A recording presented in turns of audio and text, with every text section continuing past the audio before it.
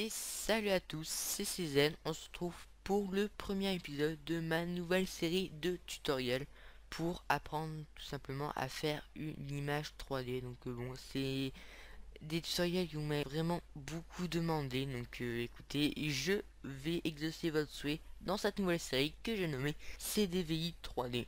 Donc CDVI 3D, oui je sais c'est un nom barbare, très barbare même, je vous l'accorde, mais c'est tout simple, ça veut tout simplement dire création de votre image 3D.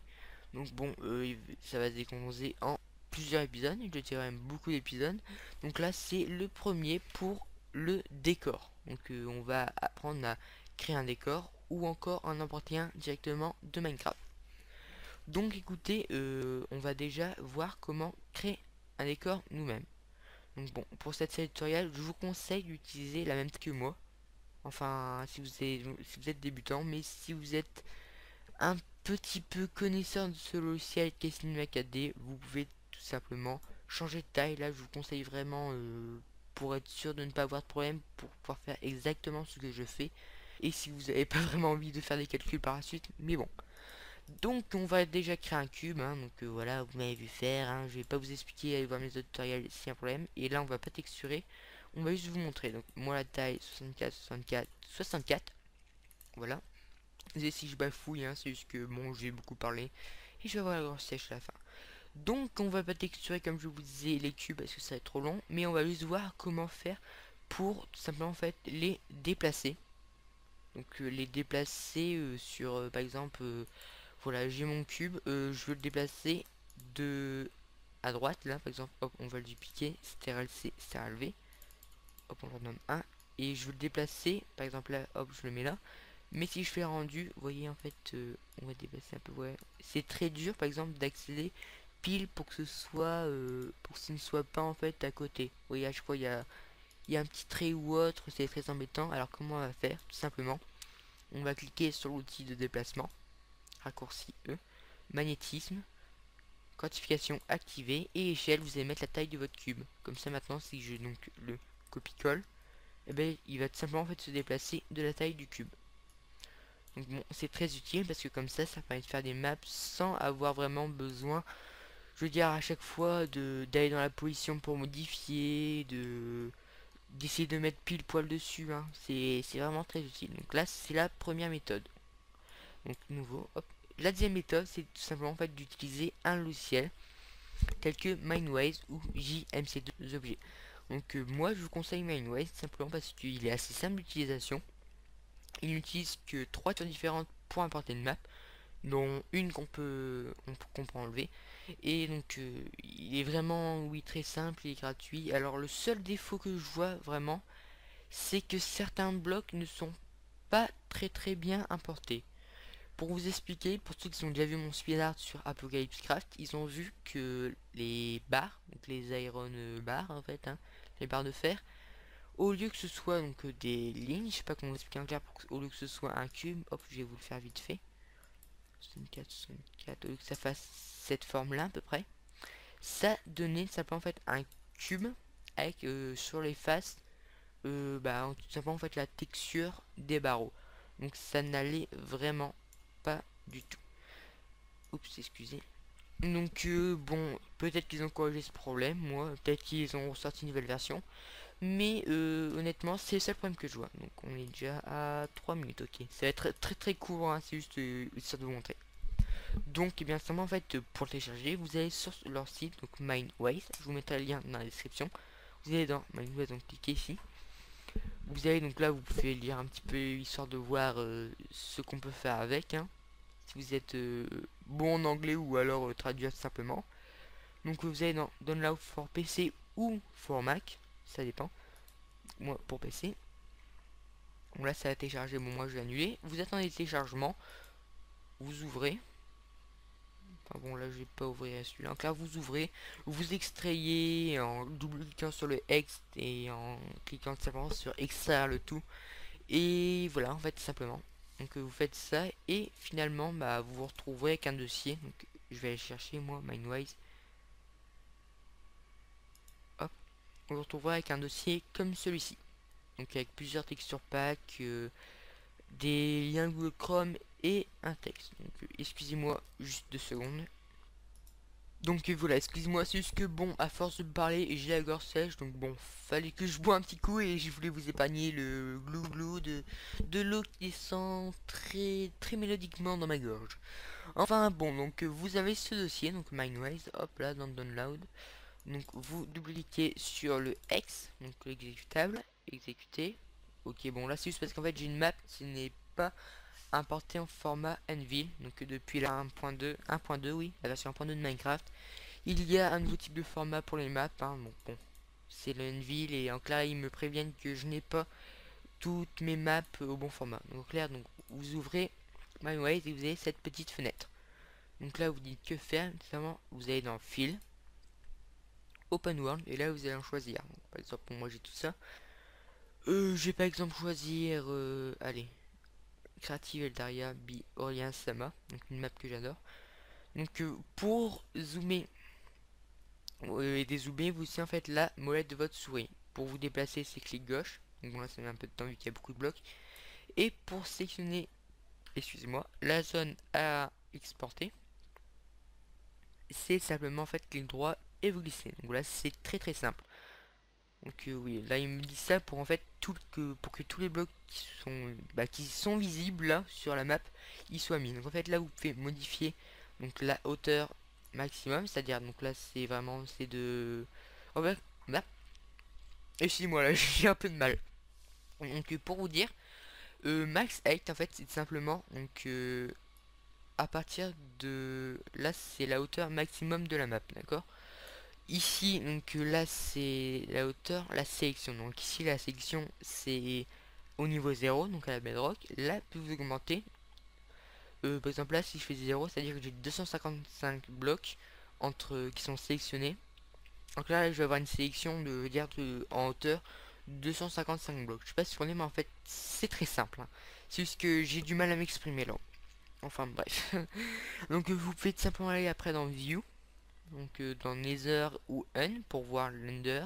Si vous voulez aller à votre joueur, par exemple si votre spawn est ici mais que vous êtes parti par là-bas et que vous savez pas exactement où vous êtes, vous zoomez, vous faites hop, slash to player. Hop, par exemple moi là ouais je suis vraiment parti très très loin. Voilà, donc on va même sélectionner le volcan histoire de... On va même sélectionner le volcan juste pour vous. Voilà, ok. Donc bon, ensuite là vous pouvez choisir la lumière pour savoir où est-ce qu'il y a de la lumière. C'est vraiment très très simple, c'est pas beaucoup de choses. Je vous conseille. Donc ensuite, eh bien, vous faites exporter en schématique, si vous voulez, en 3D printing. Mais nous, ce qui nous intéresse, c'est les rendering. Donc vous pouvez exporter comme ça. Si vous avez besoin, donc voilà, vous avez, c'est bon, vous avez tout fini. Vous pouvez exporter en faisant export for rendering. Oui, je sais. Ou alors, vous faites select terrain.png si vous voulez utiliser tout simplement un texture pack. Donc en fait, vous faites hop, select terrain for PNG et en fait là dedans, donc ça met automatiquement dans Mindways. Et là en fait, vous choisissez votre terrain.png. Donc par exemple, nous on va prendre terrain Shakespeare Playcraft. Allez, hop, voilà. Donc ensuite, donc file, export for rendering. On va aller donc moi dans le document. Cyprien, oui je sais, ouais, je m'appelle Cyprien, c'est bon, vous savez, map exporté.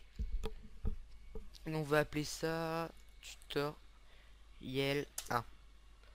Donc on va faire hop, on vérifie que tout est bien et vous faites OK. Donc on va aller dans Cyprien, max exporté, donc dans l'endroit où vous avez mis votre vous avez en fait exporté votre map. Donc bon, moi ça me met encore un peu de temps.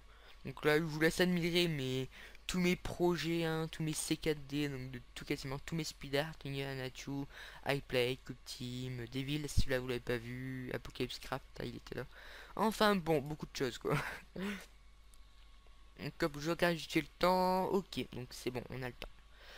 Ensuite donc vous allez ici et vous allez chercher le format un fichier .obj, donc objet. Donc ici alors pour ceux qui n'ont pas vu mes anciens tutoriels hein, parce que j'en avais déjà fait, en fait on va configurer ça, configurer le point objet pour qu'il s'ouvre avec CinemaCAD. Alors tout simplement en fait vous sélectionnez un fichier .objet, clic droit, propriété, s'ouvre avec, modifier, vous allez chercher Cinema 4D dans parcourir, c'est tout simple. Bon moi ok. Et donc là on va l'ouvrir, donc on double-clique dessus, tutoriel 1. On va dans Cinema 4D et là il nous demande facteur d'échelle. Alors en fait vous laissez en mettre tout simplement, et là c'est pour la R13. Pour les, je sais que pour les versions R12 et autres ce n'est pas la même chose. Là c'est très embêtant mais je peux pas vous expliquer comment on fait, mais en clair pour la R13 c'est divisé par 10 en fait. Si la taille d'un de vos blocs c'est 64 comme moi, il faut diviser par 10, 64 pour atteindre 6,4, et là on met 6,4 en facteur d'échelle. Alors par exemple si votre la taille d'un bloc pour vous c'est 100, vous mettez simplement 10, c'est très simple. Donc voilà, donc on se retrouve avec ceci. Mais là maintenant on se dit, allez on va faire un petit rendu pour vous montrer. C'est blanc. Il y a neigé, je sais pas ce qui s'est passé, il y a neigé. J'ai dit un truc mais non, non je vais pas le dire. Les âmes pervers, les âmes pervertes sinon vont sauter sur l'occasion, enfin bref. Donc là oui il a neigé, on sait pas pourquoi, tout est blanc. Donc comment arranger ça et mettre un peu de couleur. On va aller dans notre dossier. On va rechercher donc tutoriel. Hop. Donc on a tutoriel 1, RGB, RGBA et alpha. Oups, là c'est Vampire Alpha, c'est autre chose. Donc voilà, on a les trois là. Hop, les trois que j'ai sélectionnés. Donc en fait, sur ces trois, il n'y en a que deux qui vont te servir. Donc si vous voulez, vous pouvez supprimer RGB. Ou RGBA, c'est comme vous voulez. Donc les deux, on va les copier, tous les deux. Donc en appuyant sur CTRL, on va les glisser dans Cinema 4D. Hop, voilà. On va ouvrir l'une des deux. On va déplacer un peu la fenêtre. Et en fait, là, on va sélectionner. Donc en glissant, hop, avec clic gauche, vous mettez en foncé, vous sélectionnez les deux. Et là, vous allez dans échantillonnage, donc 100. Donc là, vous savez très bien, c'est pour éviter le flou. Et décocher spécularité. Donc voilà. Maintenant, on va sélectionner donc le alpha, donc celui en blanc. Flèche, copier le canal. On va aller dans le texture qu'on a importé, donc le RGBA. Désolé si vous entendez mon chien qui est juste derrière moi. Et ensuite, on va cocher alpha. Texture, coller canal. On enlève transition douce et image alpha. On coche inversé et prémultiplier. Donc maintenant on va sélectionner tous les objets qui ont été importés. Hop, cela. On va glisser la texture qui a à la fois l'alpha et la couleur. On va glisser directement sur Cinema 4D comme ceci. Sur le visual editor, excusez-moi. Puis donc on va sélectionner hop la texture blanche qui se trouve ici, le tag de texture blanche, si on peut dire ça comme ça, la propriété texture. Hop, on sélectionne, on va à cette tout en haut, on appuie sur la touche maj pour majuscule quoi. On sélectionne, donc on clique sur Studio pour que ça sélectionne en fait tout ce qui est sur la rangée et on supprime. Ensuite on va dans fonction, supprimer matériaux inutilisés et voilà, il ne reste qu'une seule texture. Moi c'est la méthode que j'utilise pour ne pas être embrouillé dans les textures et si j'ai besoin de modifier toutes les textures. Enfin bon, donc nous avons ceci.